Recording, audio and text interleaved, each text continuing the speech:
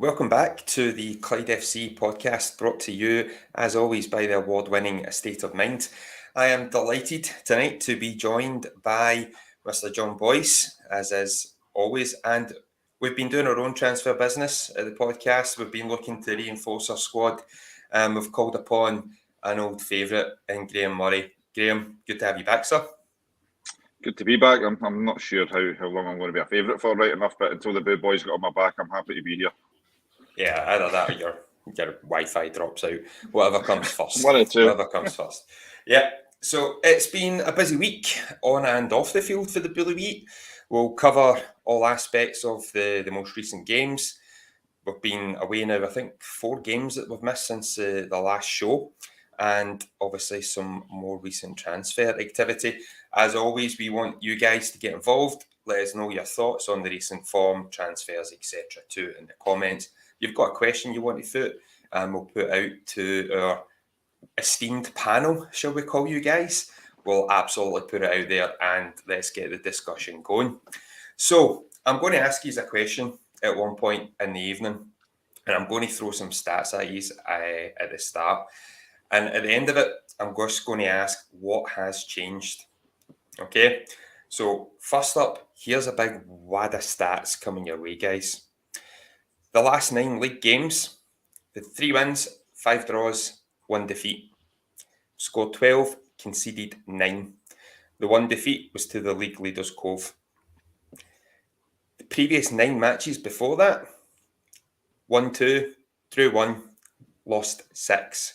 Scored 10, conceded 20. The 4 remaining matches, which was the opening 4 games of the season, 1 win, 1 draw and 2 defeats, and a similar goals against tally of at least 2 per game, conceded 9 and scored 4. So I put it to you that something has changed over this kind of last 9 games, third of the season, whatever you want to call it. And Graham, I'll come to you first. What do you think has been the catalyst for that pretty stark upturn?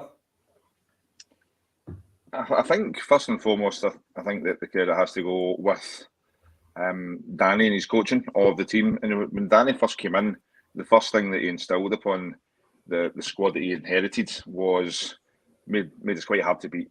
Now, that seems to be more apparent than ever. Just now, it's went back to basics, if you like. And from the Clyde Bank debacle, it seems to be that there was, half time at the Peterhead game. Maybe there was some darker days ahead for Danny, but at that point in time, he's got a reaction, and from there, it's just continued. Now we can talk and we can see how good the football has been. Possibly, maybe it's been more pragmatically defensive in minds and trying to contain teams, but it's getting some results. But the one thing that I've seen more than anything is a group of players that are playing for Danny that maybe wasn't as evident before, and a real galvanised team unit.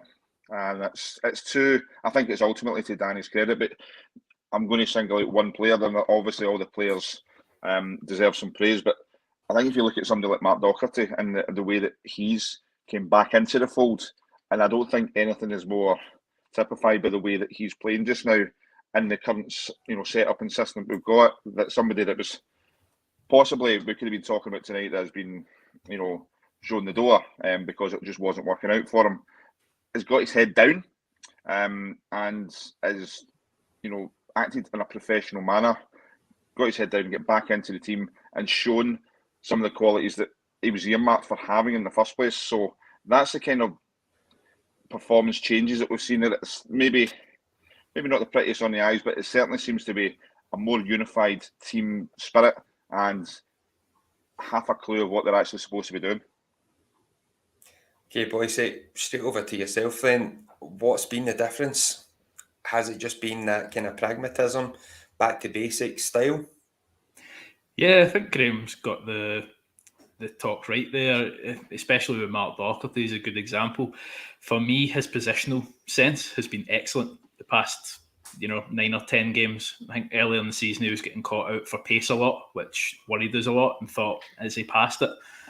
But I think he's shown us all that he's a very good, capable defender, and if he positions himself well, and like with that defence, they position well and they've been hard to beat recently, doing the simple things right. I think the way that we play now, we're sacrificing the way we started at the start of the season. We try to play football. We're more rigid at the back. We're not overplaying at the back, which is very sensible. That's something I've noticed. We're not trying to play 2 or 3 passes. If we need to get the ball out, we get the ball out and stop any silly, goals being conceded at the start of the game, which we were doing a lot. So we've not really had that. We've been in all the games in the last 10 or 11 since that Montrose debacle. And yeah, I think the whole defence has been a revelation, to be honest. I mean, I was saying it with you on commentary on Tuesday night, Paul. I'd love to see how many blocks we actually get a game, because they're putting their bodies on the line, and it's amazing defending. Yep. So I've actually put one of my notes tonight as the case for the defence. So it's all very well putting these stats out there, but the stats only take you part of the way. There's much more to not conceding. Now, as you say, John, the amount of blocks that we get in any given game at the moment is remarkably high. And yes, that does mean that teams are getting shots in, but if they're not coming to goals, do we really care? Ultimately, the name of the game is conceding or scoring more than the opposition, I should say, and conceding less than the opposition. Yeah. And we're certainly getting that right. Yeah, I think one of the big things as well is we're playing Dougherty and Livingston both on the left, where before this run we were maybe playing, one of them at left back, and it wasn't really working. But I think Livingston covers well with his pace. I think he's done really well as well. He's stepped up his game, and he was saying on the podcast when he was on a few weeks ago that everyone, had a look at themselves and realised it wasn't good enough. And that obviously comes from Danny's words as well. But the players have taken responsibility. For me, the big thing is they've all become accountable. You can see that on the pitch. They're all wanting to get the ball rather than shucking away from it. They're wanting to make the right passes. And it's just much improved. Yeah, I will come to a wee element on that, because I slightly disagree on the use of the ball. I think there's a lot of that we do need to get better. I think Tuesday night was probably case in point of that.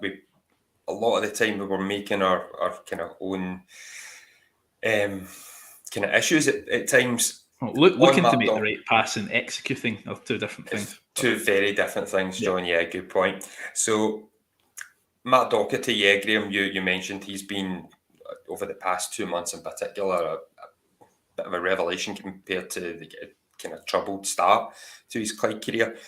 I'm going to put the main man out there, Mr. Block himself, Matty Gandalf Elsden. He just refuses to let that ball go past him just now. I'm taking it. You can't shake your head at me, boys. He's Gandalf. He has been, in my opinion, the standout performer for Clyde over the past, in particular, 6 games. Graham, first. Yeah, I mean, I think he went through a slightly, like everybody else, he went through a slightly rocky vein of form. It didn't last too long. I think I would couple that with bringing Jonathan Page. Obviously, I think Jonathan Page was a big miss from the start of the season, and he's come into the team, he's playing at centre half, and then with injuries at the right back position, he's been moved out there. But I think he makes the whole defence better, and obviously within that, you've got Big Matty in there in the centre. But you've also got a really, really reliable, good, honest, hard-working pro in Scott Rumsby. Scott Rumsby's never had to look at himself in the mirror. He's always given everything he's always had to get. Now, it's maybe a penalty every 2 or 3 games, but that's stopped to be fair to him as well. But it's just as honest as a pro as you could get, as you could find. And you look at somebody like Elsden that has to do a fair bit of travelling, to and from games and so on and so forth. I was working last week, and he was awarded the man of the match, but he had to get back down the road to Newcastle, and the sponsors couldn't even give him his award because he was already away. But he's a fairly young guy, but he's making a long travelling trip to come up and play for us as well, and that's just for the home games. So you think he trips to Cove and Peterhead, what kind of distance he's having to travel, but he's travelling probably more distance on the pitch. Now, I'm a bit like yourself, Paul, in the fact that he is standing out just now because we're making so many blocks. You mentioned there, do we care? No, well, I do. I would like to see a little bit more balance and a little bit of solid defending rather than last ditch defending. That is getting, the last 3 or 4 games we've had to see a lot of it, but we're not playing, any mugs in the division. We've been playing some pretty decent teams as well, and I think maybe the point tally's not that impressive, but the 1 loss in 9 is extremely impressive in this league for any team. So Matty's playing a big part of that. I think Neil Parry's coming onto his game as well. Jonathan Page in there, Scott Rumsby, as you mentioned, Doc and Adam Livingston over the left-hand side. And we've got maybe somebody that can fill in it right back now. So I'm sure we'll come on to that. But I think from a personal point of view, if we can maybe be not having our defenders as man of the match, I would be a little bit more happier. But we're doing the best with what we've got just now. Yeah, well, listen, if you've got your defenders as getting man of the match, that's the base that you need to go and win games. You don't concede goals, you always have a chance. And Matty Elston, I agree, he's been great and obviously got his first goal for the club up at Peterhead, a game that we'll come on to cover, but we were very disappointed as a fan base not to get anything from. We've got a first comment of the night from Mark Stewart. Just obviously encourage everyone to get involved. We will have a discussion. Saying that the defence has been fine over the last 2 months. Nothing midfield forward other than David Goodwillie. I kind of disagree with that. I think obviously Goodwillie's the man that gets all the headlines, but if you want a man coming into form, you look no further than Rob Jones. I think his performance at Falkirk, his performance against Airdrie on Tuesday night coming on and having a big influence, he's getting those performances in, and he's now scoring the goals and putting himself about. So I think there's definitely more to that midfield than maybe meets the eye. Yeah, for me, I think now it's about the balance. I think defensively we're doing more than enough. Yes, there's been 2 times in the kind of last 9 games where we have conceded twice, but in every other game we've conceded no more than 1. Now, it gives you a strong footing. Just on Mark's point there as well, about a third of the last 9 games, David wasn't actually involved, or he was involved in only parts of it due to obviously missing out with injury. So we are getting goals from elsewhere. So the rest of the team have stepped up to the plate, kind of what you were mentioning there with Rob Jones getting a goal midweek. Probably, I don't think many would have had Billy Mortimer down for an anytime goal scorer, but at the same time, he was there at the right time to get the leveller. So for me, now, it's about finding that balance, going from midfield further forward. Having Barry Cudahy back as well, we're missing Ross Cunningham. I mean, you're looking at 2 guys who are straight into that first 11. John? Yeah, no, absolutely. I mean, the 2 you've mentioned are key going forward as well, especially Barry with his energy in the middle or right back or wherever he plays in the pitch. He's just a great player. I think looking back maybe 3 or 4 months, we were worried talking on this show about if David Goodwillie's not available, where do the goals come from? And let's be honest, I think we've all been pleasantly surprised to see that when he's not there, we still score. And it's as I was saying to you in the stands, Paul, David Goodwillie obviously grabs the ball, takes it and does his thing. He's a fantastic player. He's one of the best forwards in the lower leagues. But does he take chances away from other players if he's not playing? Yes, he does, because he's that good. So if those other players get into the areas when he's not playing, there was no evidence to say they couldn't score. And now we're seeing that they are getting the chances and they are putting it away. So that's definitely a positive to see. And I think we need to be careful, Graham, as well, is that we don't compare players to David Goodwillie, because with the best will in the world, David is an absolute diamond at this level. You cannot really replace that when he's not in the team. Yeah, I mean, we've had this conversation before. Obviously there was a period of time where Dougherty was scoring all their goals, and fair play to him. But you're probably talking about 4 or 5 teams in Scotland would miss a David Goodwillie. So I really think it's a very, very unfair thing to say that, we've got a defensive, we've got nothing apart from Goody up top. Of course, you're going to rely on somebody with that ability and that the amount of goals that he does score. But that is very, very belittling to the other team and the other players that are coming in there and trying their hardest, to try and get the goals up there. I think as well, we've got LG in there as well, that he came up and played against Airdrie on Tuesday. Now you've seen that he was missing a lot of some game time as well, but he was somebody that wasn't interested in coming apparently, and he's here now. So we've got that one over the line. But he showed last year what a clever player he was.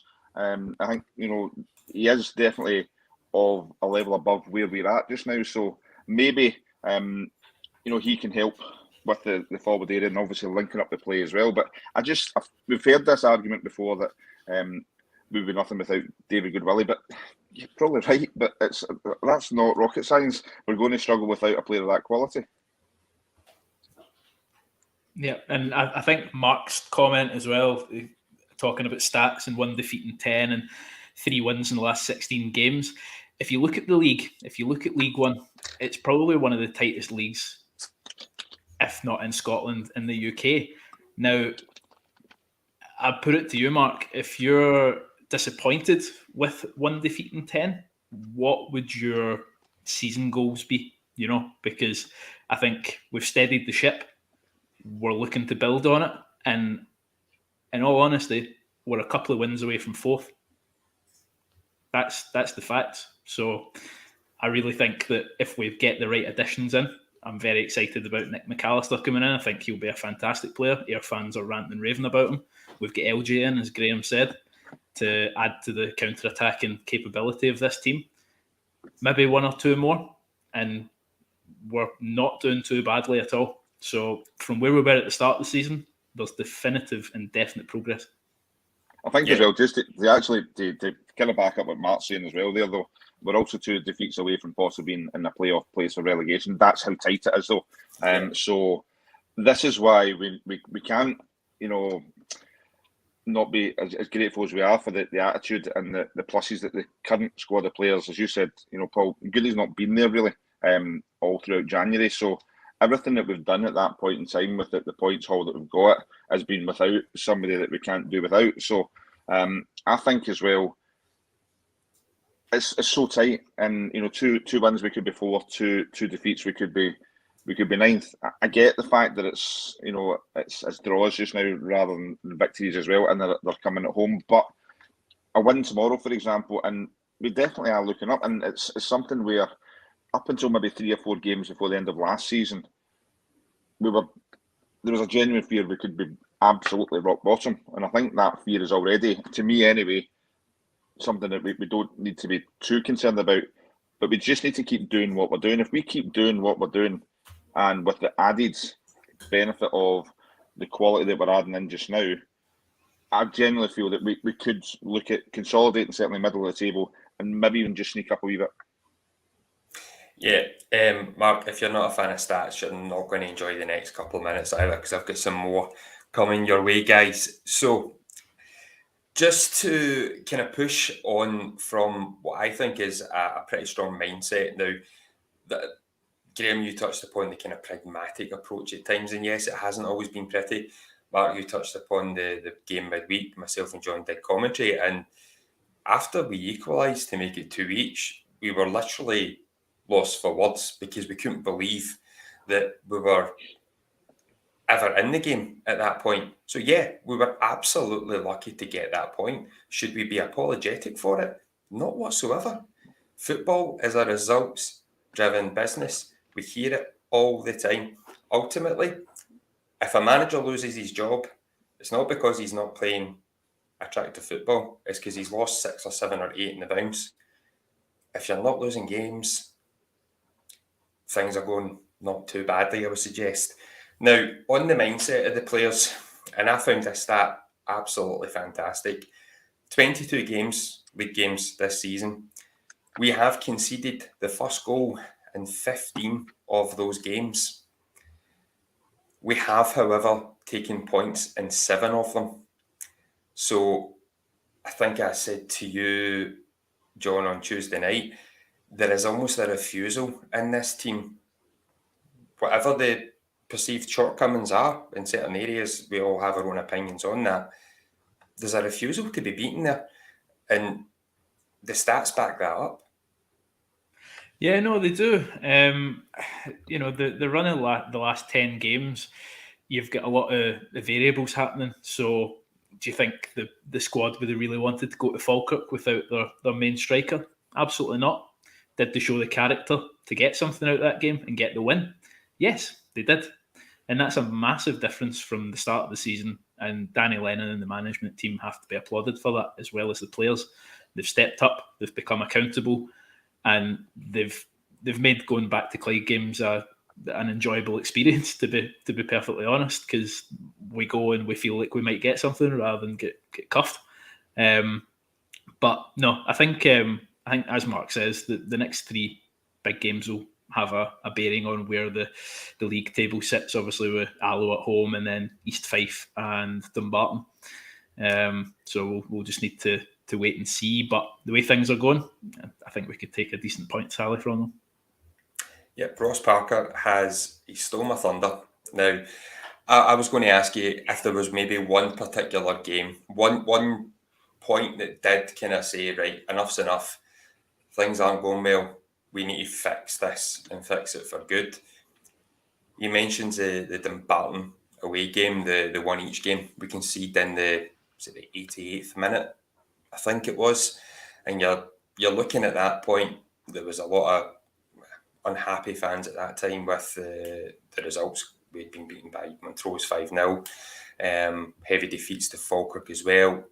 I think we'd lost 5 in the bounce and barely scoring, conceding for fun. And then we score in injury time. And from that moment, that to me was the catalyst, because it's only been the 1 league defeat since that match. Yeah, no, it's a fantastic run. So yeah, thanks for stealing my thunder there, Ross. So right, I think I'm all started out, guys. You may be pleased to know. Or am I? Yes, I am. I'm just checking my notes. You're here. done. Yes, right. So before we move on to transfer business, will we look a wee bit more of what went well, what didn't go well in certain games? I think we'll leave Cove because it was too long ago, and I'll be honest, I never actually bothered my backside looking back on it. So we'll just go on the last 3 games. I think I'll have a quick wee summary. So obviously Cove came and they're the runaway league leaders, and I think we were lucky if we were even thinking about getting something out of the game. But a 1-0 loss when a team's on fire, and the performance was there. It was a battling performance, and it's unfortunately just one of those games where a mistake cost us. And I think we were all saying that at half time. It's going to be a bit of magic or a terrible mistake. And unfortunately for Barry Cudahy, he's just given the ball away. But these things happen. That's what good teams do. They grind out results, and Cove are right up there and probably be champions this year. So, well, that's a bold prediction. Maybe not too fanciful, but no, it certainly does look the same. Graham, as Boyce said there, it was a mistake. At the same time, you've got to finish it, and Vigors did tuck it away rather nicely from the edge of the box. So it wasn't just a mistake. There was a wee bit of magic in the finish as well. So if that game had finished 0-0, I don't think either team would have had too many complaints. I don't think so, and I think as well, I mean, that's the one defeat that we've had, and it's possibly one of the games where the game plan has actually been executed almost to perfection at that point in time as well. It's certainly, I would argue, it's a better performance than our last 3, and we've picked up 3 draws from those games against obviously a quality side. And I do agree with Mr. Boyce that I think they will go on and win the league. So it's one of these things as well where it's still a defeat, and that's part of the problem for me as well. That was a game where everything that we've talked about there about the scoring and lacking Goody and how we got on with it. That was the one game to me where our game plan was really, really good, but it was playing for a 1-0. It was playing for a set piece goal or just sneaking something. That was the most pragmatic it had been. The other games that we're going to go on and talk about, there was things that happened in the game that made our decisions at the time whether it was chasing it or whether we were protecting anything, okay, but it was the Cove game was first goal's the winner, and it was that quality finish from Vigers, who probably the last time he was at that end of the park, he was letting the ball slip away so that Goody could get played in and score against him. So he probably felt that he owed his teammates one after his last performance at Broadwood. But he's a good player, but he's there. He's not there for any career ambitions. He's not there to win a cinch, League One winners medal. He's there for obvious reasons, like some others. But they will, and that reason being obviously just to get highlighted in the Cove match reports. But apart from that, they probably will go up. And the disappointing thing for that was it was one of our better performances in the last 10. You never let me down with a wee did I say underhanded dig? Backhanded comment? No, it's quite obvious. It's quite obvious. It's quite blatantly obvious. Very out there. Yeah, I think it's important to remember as well, with these runs of games that we're going to talk about, Danny has almost set a damage limitation to it, where he's came out and said, we want to be difficult to beat. And we've said that so often, but it's true. And I mean, 3 draws and a defeat to the league leaders running up to January, where we can get new bodies in. It's not bad, is it? We've set out our stall and we've done what we wanted to do. Yeah, and I would obviously, we need to bring up Peterhead away, which was obviously the next match. Was it another great game of football? No, I don't think either team were particularly great. We went there with a game plan. It is a ground, Boise, that we can barely buy a win at in the last 20 plus years that we've kind of faced. Peterhead, to get a point there, normally you're thinking, that's all right. But to lose 2 points so late in the game, it was a bit of a kicker, wasn't it? Yeah, no, it's absolutely gutting. It was even more heart-wrenching for me because the stream was behind and I get the goal alert before the stream had actually showed it. So I'd known it was coming. Horrible stuff.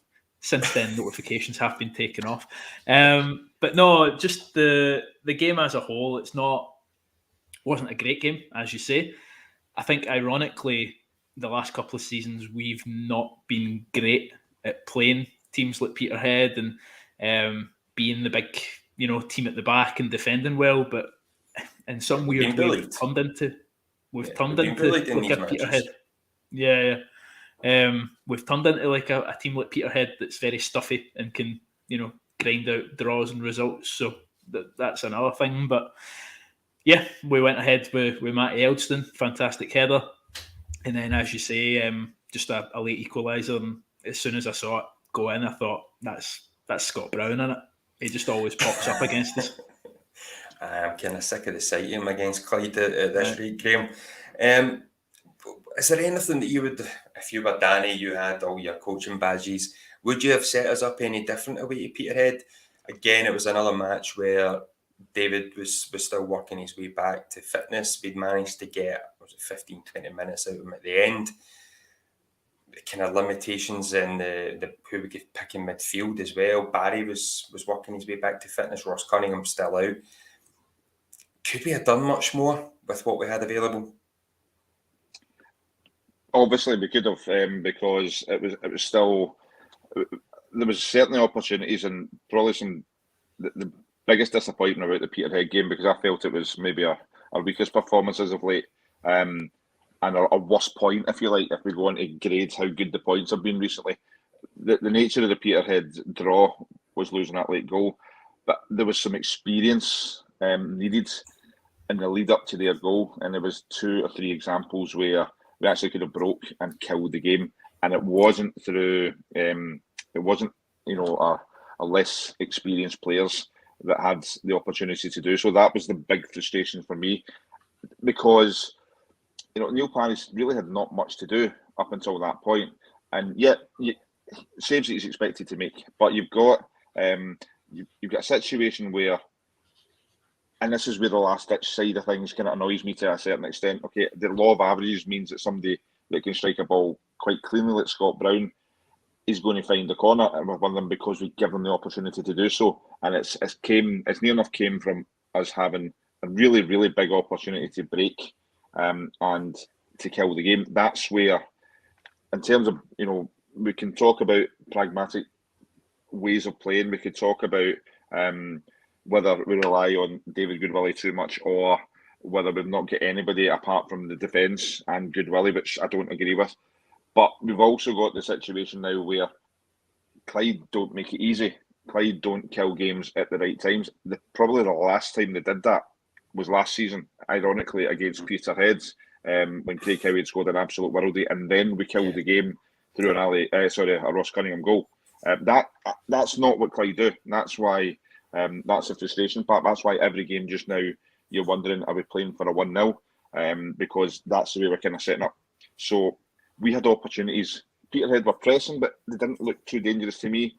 We had some really good opportunities to break with the ball and just kill the game, and we didn't do it. So that was the frustrating part for me. So Danny, no, I wouldn't have set things up any differently. As you said, Goody's on the bench, Barry's on the bench. You know, you've got a broken collarbone with Ross Cunningham, somebody who can get you yards up the park. And yeah, I probably wouldn't have set things up anyway if it wasn't a pretty game, but it never is. No, I think I've got to agree with you as well. There was a lot of breaks forward where we just seemed to make the wrong choice, the wrong pass. You know, screaming at the TV, go out left, but we go out right, and the man's over.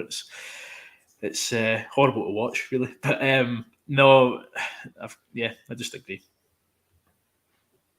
You two are agreeing too much for me. I paired you up tonight to get some kind of tennis discussion going, and you two are best buddies all of a sudden. What's this about? We're ganging up on you, Paul. I know, I don't like it. Right. Okay, so Peterhead, disappointed, obviously, with not being able to kill the game. We moved on. Things didn't get any easier, albeit against an underperforming Queen's Park.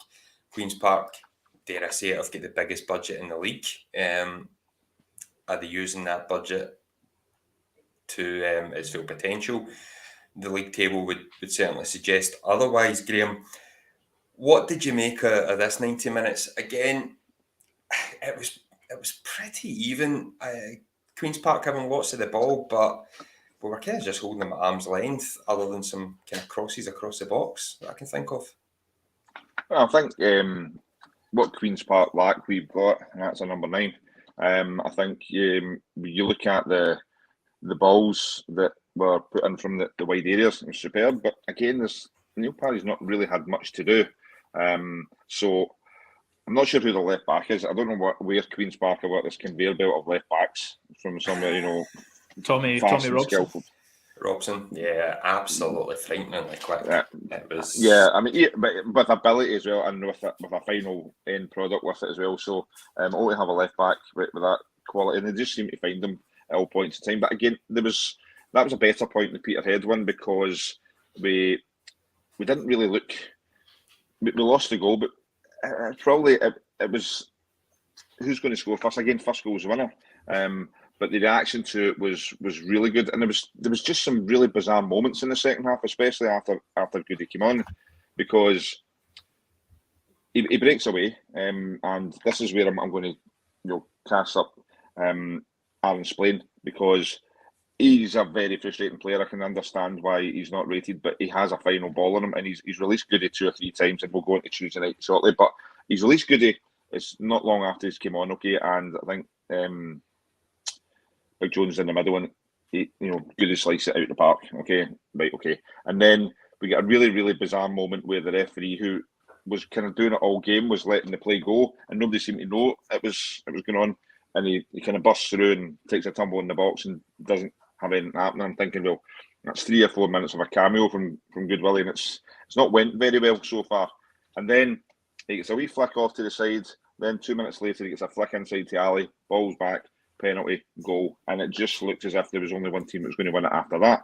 So that's what Queen's Park were lacking, that bit of magic that one player can give you, because it was David Goodwillie that was the catalyst for getting us a point last week, and it is definitely what we do love about him and what we want to see more of. So again, it was a better point in the Peterhead one, because it was to me it was a better performance, but it's a point at home against a team who were probably in a worse vein of form than us. Yeah, I think they were one win and 8 ahead of rocking up to Broadwood. John, sorry to interrupt you there. Yeah, no, that's fine. Yeah, just Queen's Park not in a great run of form. New caretaker boss and John Potter. And yeah, got to agree with Graham again. Sorry, Paul. Queen's Park with the majority of the play. You know, they don't have that person that can put the ball in the box. Luca Connell, you know, the puppet master, so to speak, just putting balls into the box, wicked balls in, and nobody's at the end of them. I mean, there must have been about 4 or 5 in that second half alone where you're expecting a toe to be on it and it to be in the back of the net. But thankfully for us, that didn't come. It came from it was a weird goal to concede, because I think Doyle's headed it. It's not had too much venom on it. And I don't know, from where I was sitting, it looked like Parry had the ball and then Splains kicked it as he's fumbled it and it's went in off Parry, but I don't know, it's just one of those ones. And then, yeah, David Goodwillie linking up with Ali Love very well. Ali Love, I thought, had a great game. A lot of fight, a lot of discussion with his teammates, captain, obviously, when Goodwillie's not in. And Goodwillie zigzags as he does and draws the foul. And third time lucky against Queen's Park this season for the penalty spot. I'm glad to see that one going. Yeah, I'm not going to lie, guys. I was just begging him not to chip it. I think I would have been on the pitch just a wee day if he had, but no mistakes this time. Straight in at the corner, couldn't have placed it any better. Again, we're just, it's what we expect from the guy. Just give him the chance, he's going to bury it. Now, you mentioned Ali Love there. I thought there was a turning point in Ali's performance, John. And he seemed to just be getting a wee bit more and more frustrated as the game went on. And I'm not sure if he was frustrated with his own performance, but once Goody came on, there seemed to be like a switch in Ali where he just turned all that frustration into real kind of positive energy. I know that sounds terrible. Sounds like I'm some type of psychic here. He turned it into a benefit to the actual team. He started using it to drive us forward, get into the position where he was able to make that flick off to Goody for him to then weave his way in and be filled for the penalty kick. So yeah, I think there was a very much a turning point in that whole game, and it was David coming on first and foremost, but also then Ali just kind of turning it on as well.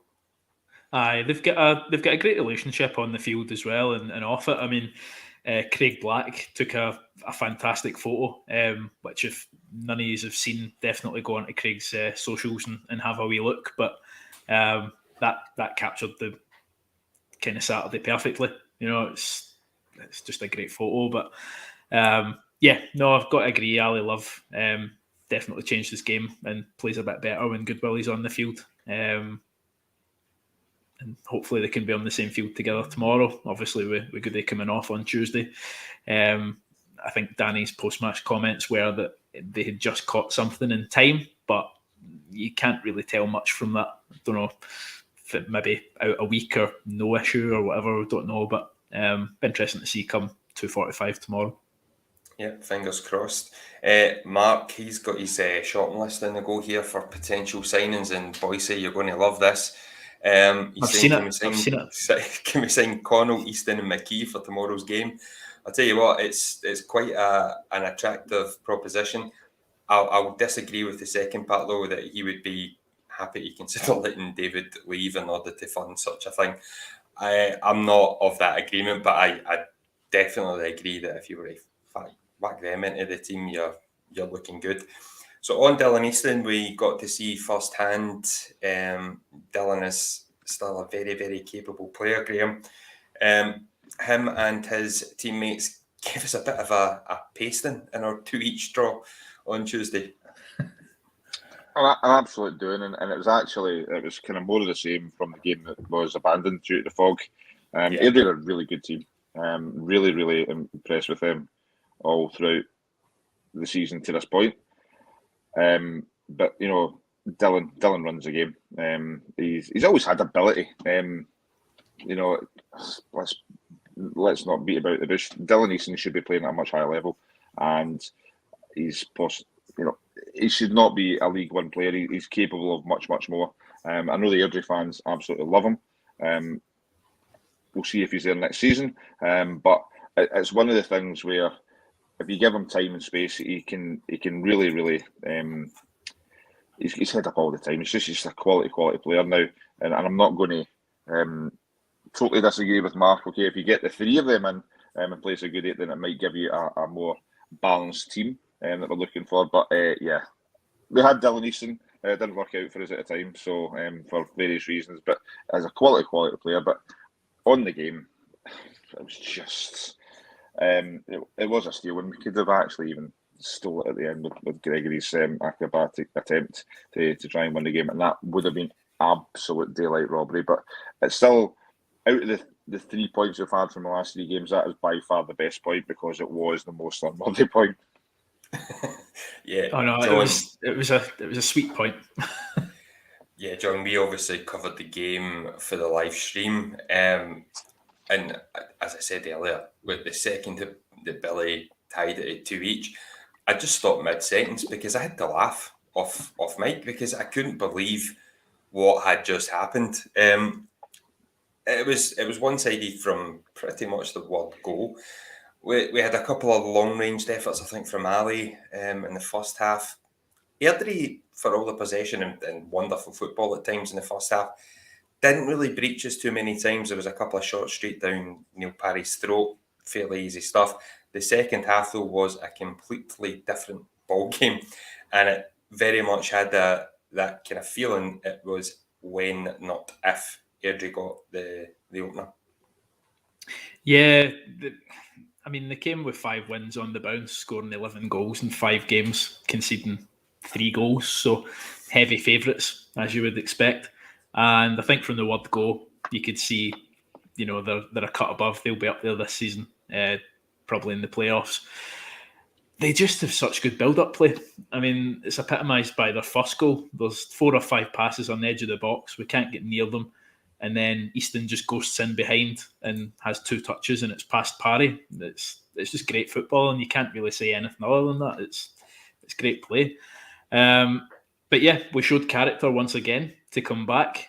And I think the one important thing with this is all 3 subs made a big impact from Danny. So obviously Jones, Taddy and Mortimer. Now, some of them were enforced with Goodwillie coming off, and I don't know if Danny had a master plan that Billy Mortimer was going to score the winner. If he did, I'm going to ask him for lottery tips. But the equaliser for the first time, what a wonderful header from Jones. Like he's timed his run perfectly for Taddy's magnificent cross. And before that as well, as Graham said, Aaron's playing with one of his good balls. He can do that. But I think I saw a comment earlier saying he can either have a 40-yard worldie or he can't make a 5-yard pass. And that's just what we've seen of him so far. But hopefully he can have more of the connecting passes. But yeah, a fantastic equaliser. And great to see Jonesy back in the score sheet against Airdrie. And Aqua absolutely blaring out over Broadwood at the final whistle. I never thought I'd be happy to hear Aqua played at Broadwood. Stuart Ross in the comments, thanks for getting involved. Stuart, good to see you. And he makes a good point, and it's something I kind of touched upon in the commentary, that we did seem to stand off a wee bit more than kind of more recent matches. A lot of that was perhaps down to the standard of the opponent we were playing and the simply at times quite wonderful football we were up against. Sometimes you just got to hold your hands up. I thought we were too deep, and the 2 goals, we kind of just invited them just a wee bit too kind of easily into our box, Graham, for my liking. Yeah, and I'm going to agree with Boise and praise Rob Jones for his contribution in the goals. However, he's not a right midfielder, and I think when Goody had to go off and you put Jonesy at right mid, I think it was one-way traffic down down our right-hand side. I don't think Jonathan was getting the desired protection that he was looking for, and I think as well, it's not Jonesy's natural position, so it's certainly not a criticism. But I think the fact that we didn't have as good an out ball now that Goody was off, I think the mentality just maybe got that 5 yards back for us. Airdrie were clever enough to spot it, and they were just going down that side. And ironically, the first goal comes from some intricate play within that area. But yeah, the changes are enforced. Ali doesn't play 90 minutes usually, so him, Billy coming on for him, Goody going off, Gregory, Jonesy coming on. It's one of these things where, and I mentioned it earlier on, LJ, you can tell with his mobility that he's going to make us a more attacking and potent force, and he's going to link up the play a lot more than we've had to this point. But that's why, he's a Premiership club and he's very well rated, and that's why he did okay at Inverness and very well for his last year. But you could tell he hadn't played for a while, so he had to come off. Ali, as I said, doesn't play 90 minutes, so he had to come off. And Goodies went down, and he's got ice on his hamstring after the game. So these changes, it's very much putting square pegs in round holes.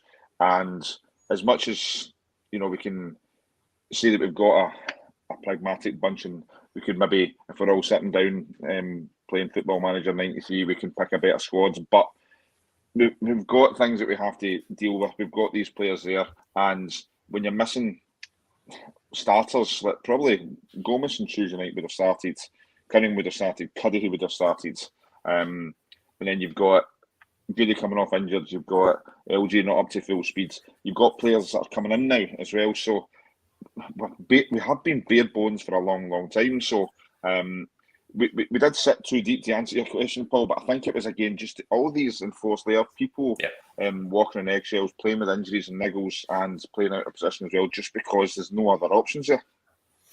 Yeah, Mark makes a point as well. Yeah, I was going to say Mark's taken the words out of my mouth before after Paul had finished. So I think if you do sit off Airdrie, they'll just cut you apart. So I think that's why we had sat deep and just, we could manage the game from a positional sense, which we've done really well. And I noticed that against Queen's Park as well, because they've got their intricate passers, and you make them do the work. They have to cut you down, and then we can counter. I think that's what the game plan maybe was. And just secondly, Graham, if we're going that far back, it's a Championship Manager franchise, not Football Manager. I'm a wee bit older, yeah. So. Right, okay. So I think we've covered the games with in enough depth. Put my teeth in and start that one again. We've obviously talked about LJ. Now, his signing was announced just give or take an hour before kickoff. I don't think you'll find a Clyde fan that won't agree that this is potential to be a great bit of business, John. No, absolutely agree. There are a lot of Clyde fans very happy at this. I've also got a St Mirren fan at my work who's very happy about it, because Jameson will get game time with Clyde, and I don't think he was in favour at Inverness, and he's highly rated at St Mirren. So this will be a good thing for both parties. We saw what LJ can do when he played with us last season. And there goes Graham. I was hoping that he would stay the entire time, and I was going to congratulate him on it. But he's Ali loved it. He never lasted the full 90 minutes. Nah, he doesn't. Oh, he's back. He's back. Hey, there we go. But yeah, he's a fantastic player for his age. He is quick. He's got quick feet. He can make a good pass, and he's got a goal in him as well. But the one important thing is he's very good at pressing, which is something we miss. And that will be a real driving force going forward. Yeah, Mark makes another good point. Hopefully LJ is in to complement and not replace. What is it, the 28th of January? Let's just fast forward time now till the window shuts, yeah? Yeah, but still fit in the football tomorrow, because I don't want to miss it. It would be great if LJ is there to complement, to do more of the legwork. Obviously, David's more than capable of doing that. But at the same time, fresher legs. David is carrying the odd niggle as well. At LJ's first spell at the club, David, I think at the time, was suffering from a kind of groin strain, and was playing through the kind of pain barrier in order to just make sure that we stayed up last term. But LJ was coming in and he was doing that legwork. He was getting goals, not prolific, but there was more to his game than just the goals, Graham. Yeah, and his mobility is key. I think as well. We talk about getting his yards. If we're going to be sitting back in a kind of defensive way, we need to get yards. Okay, so Splain's got the ability to knock a pass 60 yards over a defender's head onto Goody. But you've also got somebody like LG that can come deep as well. But I think as well, what it does bring is more options, because Taddy, Jones, Ali, they're going to contribute in certain ways. Cunningham as well. We talked about. We tend to forget about Cunningham too easily, because he is a very, very capable player that we all probably feel we could get more from. But I think as well, when you look at, if we get that nucleus of 6 attacking players, then it's actually quite a strong lineup. Decent. And it's more than decent. And obviously, big man gets a hard time, okay, but if we can take the blinkers off and not see him as a target man and understand that his best work is done on the grounds, then we've got options there where, LG and Jones, for example, that doesn't sound awful to me. You've got Goody and Cunningham, that sounds really good as well. And all of these things as well, we're going to need everybody playing at the potential to hopefully look at a higher league position rather than just trying to battle against dropping out of division. Because we need to stay in the division. That's as simple as that. And I think the signing at LG is really, really. I take my hat off to the full, the recruitment team, because that's a player that can play and has been playing at a higher level this season. Yeah. And do you want to talk about another player that's been playing at a higher level, Paul? Let's do it, boys. I'll let you run, mate. Yeah, since you're so keen, go. So obviously we've just announced today that we've signed Nick McAllister on loan from Ayr United. He's a 20-year-old player who can play at either right back, centre back, or midfield. How good does that sound? That we've actually got, a potentially great player that can play all those positions that have been the troubling areas for us. He's the yang to Barry Cudahy's yang, in that he's a more natural right back that can play midfield, whereas Barry is obviously a more natural midfielder that can play right back. So I think reading some of the kind of online comments, a lot of Dumbarton fans singing his praises. We did see Nick McAllister against Clyde last year when he was on loan from St Mirren to Dumbarton. The one thing I always kind of took away from it was just how quick a player he is. And if there's one thing that I think, and I would dare say a few other Clyde fans will feel the same, that we are sorely lacking this season, is genuine pace. So here's the thing about this, right? If we're playing Nick McAllister at right back, do we go to a back 3 and have him and Livingston as wing backs and have the energy going down the sides? Because here's the thing, with that defensive partnership just now, we've got Page on the right, Eldston and Rumsby. The left-hand side kind of suits itself just now. Those 3, if you're putting McAllister in, who do you take out? Or do you keep the 3 in and go to that? That is a very good question. I know Danny hasn't always been a fan of the 3 at the back, but it has worked for us at times. I think earlier this season, in particular, the games, Queen's Park at home, Cove at home as well, I think the 2-1 game, we played the kind of 5-3-2, 3-5-2, depending on whether you're with or without the ball and all that kind of fun. Not going to Football Manager 93 on you again here, Graham. Guys, it's Championship Manager. Come on. Sorry, we're older than you, John. But Danny will want a headache. We're 4 days away from the end of the window. The only headache he wants is that he's got options, because it's the best headache for a manager to have. Yeah. No, I mean, obviously we've sorry, John. We let Marky go today, but you could tell we were looking for an established right back. Now I think I'm very, very hopeful that he can take a throw in, because that's something that is maybe lacking in the right back department just now. Graham, as soon as people put on the Clyde shirt, they can't take throw-ins. We know this. This has been an issue. No, I'm sorry. I've got to disagree. I look at Martin McNiff and Scott Linton and how they were magnificent at taking throw-ins. John Sweeney, the best of them all. So it can be done. We just need to work at it in training. But I think I can see him. I think the flow's working. I think can see the 5-3 working, but do we sacrifice Dougherty? That I think on the balance of play, he doesn't deserve that. So I think the 4 could work to that respect, and I would see possibly any 2 from 3 in the middle with Page, Rumsby, and Eldson.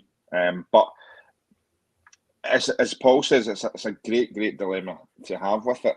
I think as well, you look at Livingston and Ali on the flanks, perhaps swapping about. Cunningham coming back in that position. Barry can play right midfield. It's options, and it's what we're sorely missing. So Paul Kennedy, nobody really talks about Paul Kennedy. That boy's got ability, and he's also very fragile at times as well in terms of how many injuries he does get. But so I'm very hopeful that we can get those options. Yeah, I was doing a wee bit of reading on McAllister as well. So obviously he was released by St Mirren in the summer, and there was a lot of championship teams wanting his signature because Jim Duffy, when he was at Dumbarton, was singing the praises of him, saying he was a model professional and he really added to their team. So Ayr won the signature ahead of several other clubs that were interested. So he was a highly sought after player. He's not made it into the Ayr team yet. He's 20 years old, so that'll take time. But you've got to think that this could be another Clyde story, a Danny Lennon story of a mutually beneficial relationship between player and club, because he looks to have potential. Yep, exactly. Very, very conscious of time here, guys, and I appreciate we've not even mentioned the fact that we do have a game tomorrow against Alloa. Another home game. What? Another home game, yep. So, very, very quickly, are we hoping for more of the same, or tomorrow? Alloa had a big cup tie last week, hoping maybe they've overspent themselves a wee bit. A lot of effort put into that. They did push Celtic relatively close, 2-1. Yeah, maybe it wasn't quite as close as that on the balance of play. But what do you do, John? Do you just go for the jugular tomorrow? I don't think, with all due respect, there's not a great deal to fear with Alloa. Because it's Barry Ferguson's Alloa, I want to go out for blood, so let's go do it. But no, with Clyde having won the 2 meetings already this season, the 1-0 away and the last minute Goodwillie magic at Broadwood to win it for us. I think we've got their number this season. They're 8th after a poor season. They've lost a couple of very capable players this week as well, with Alan Troughton, I believe, being injured, and top scorer Ewan Henderson has returned to Hearts. So that's been their massive find this season. Then he's gone. So they do still have Stephen Boyd, Connor Salmon, Stefan Skugel and Kevin Colley available. But when they've played us, we've kind of neutralised them a bit. So I think in this series of 3 home games, this will be our win. And 5 points out of those 3 games would be a magnificent achievement, to be honest. I'd go for a narrow Clyde win, maybe say 2-1 if we're going to do scores. But it'll be important. And they've also got a new signing, Blaze Riley Snow, who's on loan from Wraith. So that might change things about for them a bit in the midfield. He's a decent player. He's played 17 games this season in the Championship, but he's on loan now. Stuart Ross is claiming we've jinxed it, and I do have my own fears on that. Boise, just again, we've got about a minute left here. Do you want to quickly fire out any of the kind of updates for the match tomorrow, online stream, etc.? So obviously there will be a stream for tomorrow's match with myself and John McKinnon as your voiceovers for that. All information will be shared on the Clyde website and the match preview, as always, with the commentary starting at 5-3. And the club have put out an announcement on season card top-ups. So they're now available online via the Clyde FC ticket store or through the Ticketco wallet app. And top-ups are available in blocks of £20, £50 or £100. And it's just a reminder that season card balances can be used on match entry for yourself and others, hospitality or club merchandise, and it will expire at the end of the season. So please only top up what you plan to spend. Other information can be found on the Clyde FC website. Also, The fan zone is back open for everyone from 1 p.m. for tomorrow's game against Alloa. So, get down early, which comes to my other point, with restrictions obviously lifted from the government of the COVID situation. It's probably going to be a bit busier than normal. So with the testing centre a feature at Broadwood, probably advise everyone to get down if they've got a car a wee bit earlier, just to avoid any issues and any potential queues at the game. We have seen a bit busier over the last 2 home games, and I just say that personally because I've had to park far away and walk a lot. So Horror. The horror. I know. But yeah, apart from that, come on the Bully Wee. Brilliant. Guys, it's been great to be back. We'll be looking to do fortnightly from now that we have, as I said, enhanced our squad with the addition of Graham Murray. I'll let you decide if it's been worthwhile or not. Send them back. No, absolutely not. Absolutely not. Back to the parent club. It only went down once tonight, so that's got to be a progress. I'm not quite dishing a 3-year contract just yet, but my agent will be in touch with yours, Graham. Thanks for getting involved, guys, in the comments. It's been good to be back. John, Graham, thanks for your time as always. And until next time, come on the Bully Wee. On the Clyde team.